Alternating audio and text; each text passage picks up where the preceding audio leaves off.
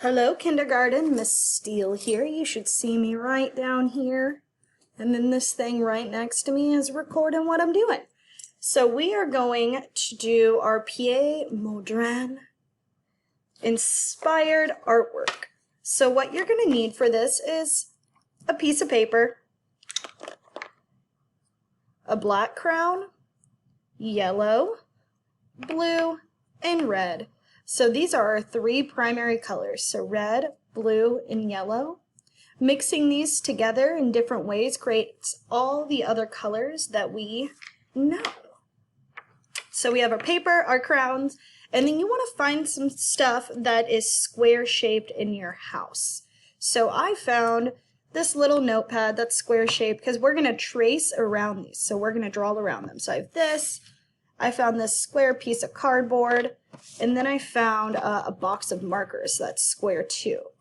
So instead of just trying to draw squares, because they can be kind of hard, I'm going to trace around these. So now what we're going to do is we're going to start tracing these squares different places on our paper. So I'm probably going to trace around this one and the rest of them maybe only 3 times, because I don't want too many squares, just a few squares.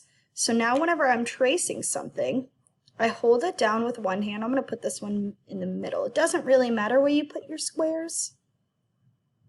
And then I'm holding it down with one hand, and I'm taking my crown and going around with the other. It's okay if it's not perfect, because I'm going to go over my lines a little later just to clean them up. So then there's one square. So I'm going to go ahead and put a few more squares on here with this one. And then I'll be back and we'll move to a bigger one. Okay, so I added in 2 more squares using the smaller one. So now I'm going to move to a different shape, because if you have different sizes of your squares, it just kind of makes it look more interesting.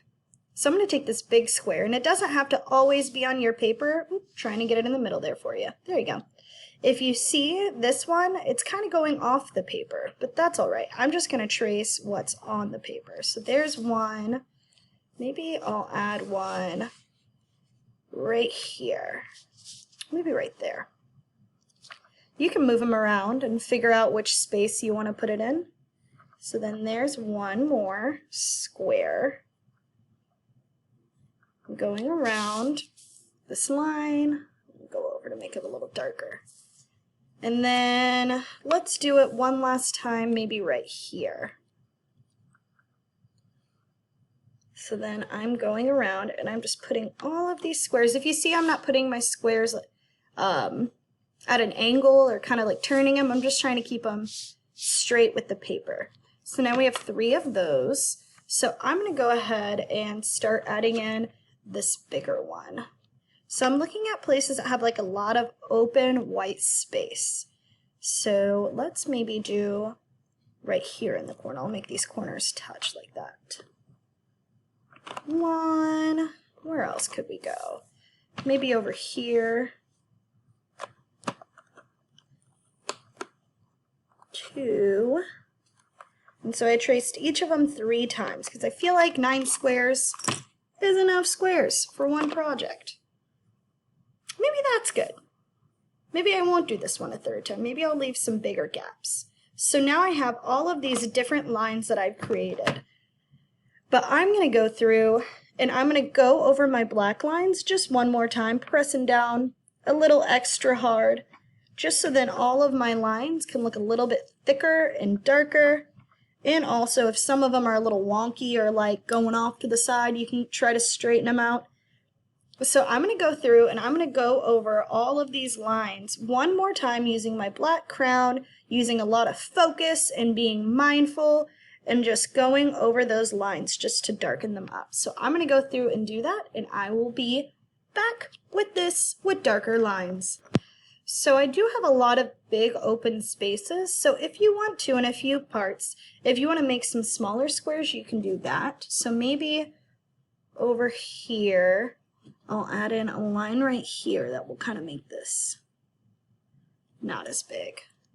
Maybe right here I'll bring this line over. I'm just adding in a few more lines wherever I see maybe a line would look good. Maybe a line right here too. And if you see, we have all of our lines down. I went over my lines to make them a little bit darker in some places. It's not perfect, but I'm not trying to make it perfect. I'm trying to make it mine. Go over this line one more time. So now we're going to start using our other colors, and we're going to start filling in inside the lines these different squares. So I want some of them to be yellow, some of them to be red, some of them to be blue, and some of them to just stay white, because we want a mix of all three.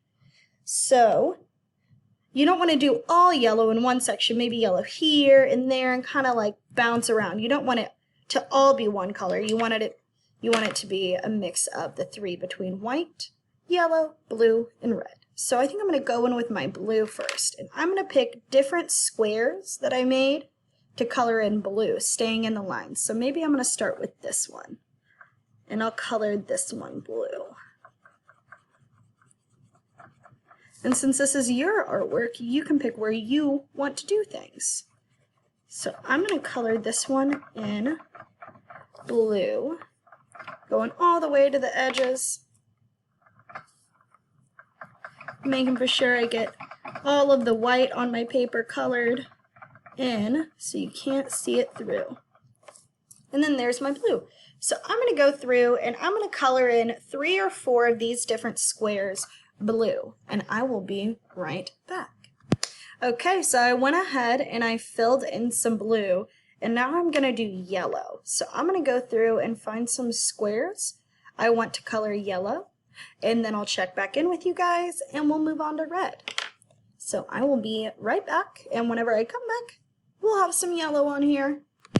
So now we have our yellow in, so our last color we will... I'll pause this. I'm back, and the announcement is done. I film these at school for the most part, so sometimes you hear school sounds. So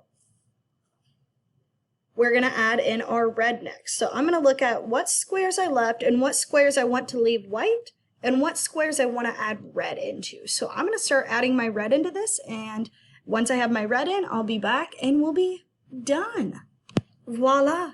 Just like that, if you follow the steps, you'll end up with your own Piet, Mondrain inspired art piece. I'm excited to see how your guys' comes out and how you guys choose to do your squares and how you fill in all the colors. I'm so excited. Here I am at the bottom holding it up. There it is right there. I will see you later, kindergarten, and I hope you have a good rest of your morning, afternoon, evening, whenever you're watching this, and I cannot wait to see your artwork.